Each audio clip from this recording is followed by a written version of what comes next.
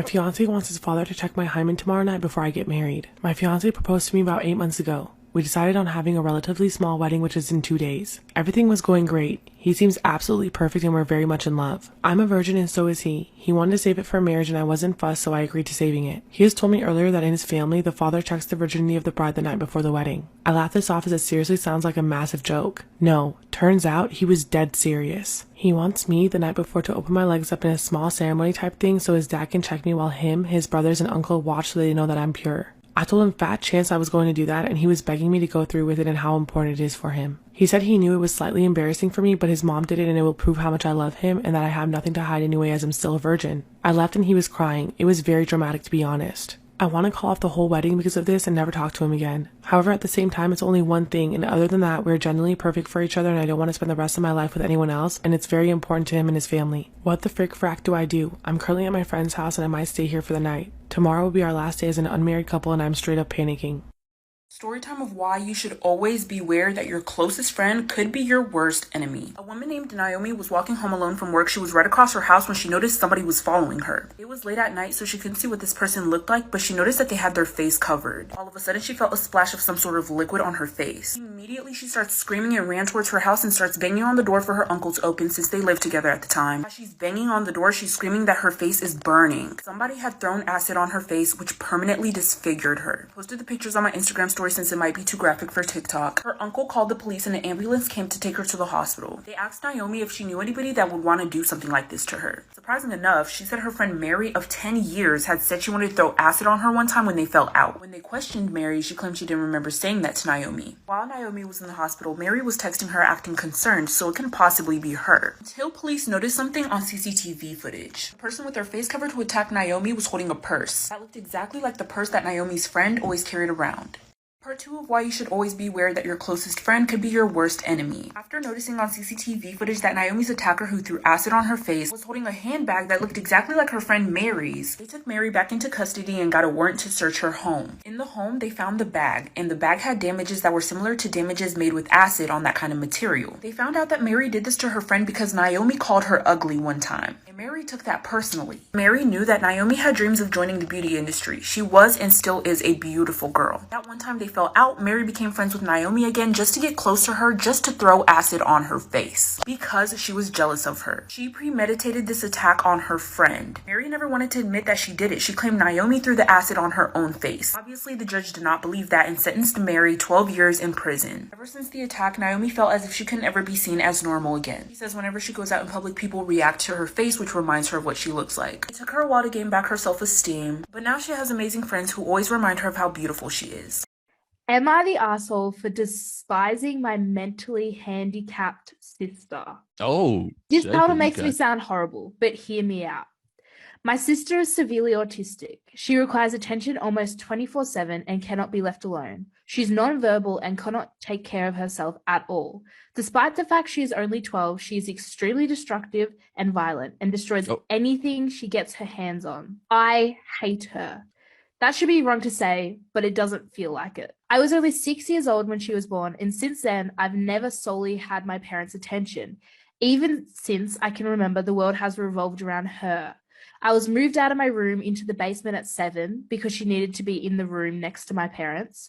All of my toys as a child were destroyed by her, and my parents simply ignored me when I complained. Oh. Even when I was 14 and she destroyed a Mac my school gave me, I'm assuming that's a laptop, I was in the wrong. Along with this, I'm expected to take care of her and drop everything I do for her. I can never make plans with her friends because my parents expect me to be there if they need me to take care of her. Even when I do somehow get time for myself, I'm required to leave if they need me. If I do not, then I'm punished. The recent example of this is when I went to see the new Spider-Man movie and was grounded because I turned my phone off in the theater. It seems as if I'm nothing more than a slave to them, and anything involving her simply overshadows me. This week, I was chosen to give a speech at my school event. I was so excited, and my parents promised to be there, but they never showed and claimed it was because of my sister. I've held this in for so long, and it finally spilled out today while talking about colleges with my father. He joked that I should get a degree that pays well, so when they're gone, I can take care of my sister.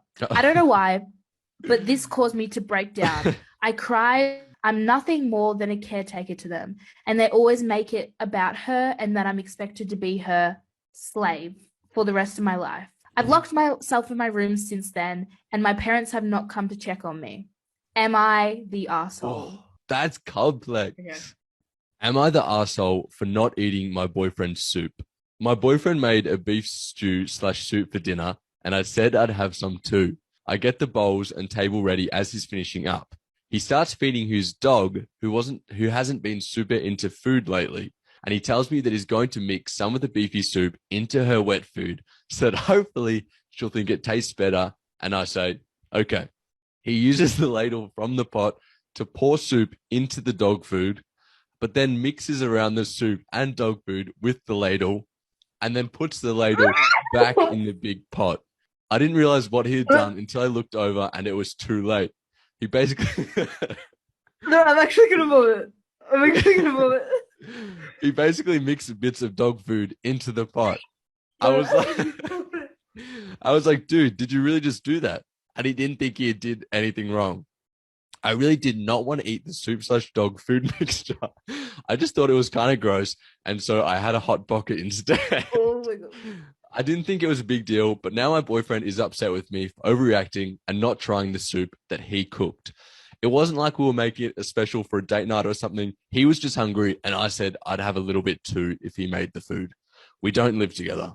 Am I the arsehole? That is I'm still trying to process that. Story time about the scariest night of my life. A lot of background information. So the one weekend, my sister and I decided that we were going to go to my stepdad's, and her best friend was going to come also. I was around 13 at the time. Well, my stepdad and my mom had been broken up for about a few months, but my dad was okay with us going to our stepdad's because he had been with our mom for around 7 years and he's always been good to us. And my stepdad's was 2 hours away. So fast forward, we get to his house, and my sister and her friend wanted to go to a party. Now, me being older now, I knew that they didn't want to bring me because they were around 16 and I was only 13, but I still tried to tag along. Well, they weren't really talking to me or anything, and I hadn't seen my mom in almost a year. So I told my stepdad that I wanted to go and see her, which was a super big deal because she absolutely hated my stepdad. And she didn't want him around us. And by the way, she lived like 5 minutes from him. So if she found out that we went all the way up there to see him and not her, she would have flipped. So he drives me to my mom's house, like for part 2.